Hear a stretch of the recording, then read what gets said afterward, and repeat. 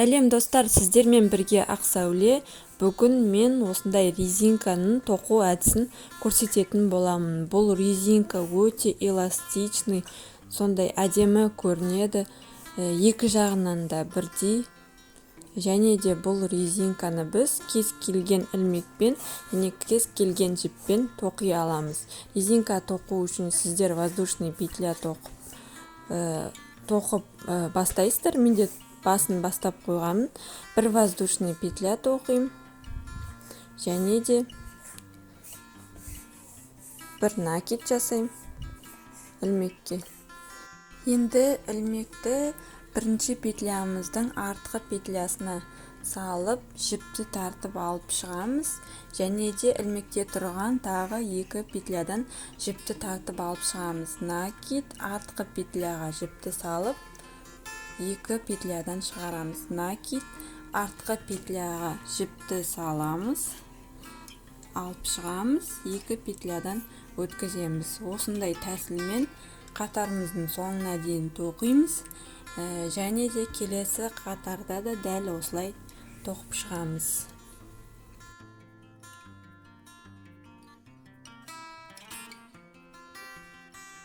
Енді соңғы екі петля қалғанша тоқыдым. Бірінші петлясын тоқимын. Накид, жіпті тартып алып шығам барлық петлядан. Енді соңғы петлясын екі әдіспен тоқимыз. Бірінші әдісінде мен соңғы петляның екі стенкасында түгелдей жіпті өткізіп тоқимын.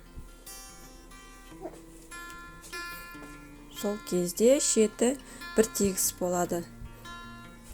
Ал екінші әдісімізде біз накид жасаймыз. Және де соңғы петляның артқы стенкасына жаңағыдай қалай тоқимыз, дәл солай қылып аяқтаймыз басқа петлялар сияқты. Накид, жіпті тартып алып шығамыз, артқы стенкадан барлық петлялардан тартып алып шығамыз.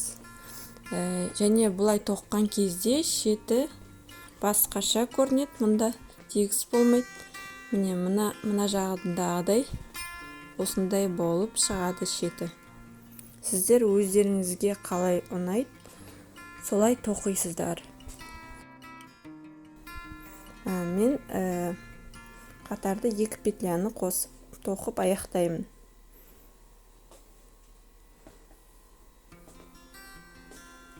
Қатарды аяқтадық. Бір воздушный петля, тоқыманы теріс айналдырамыз.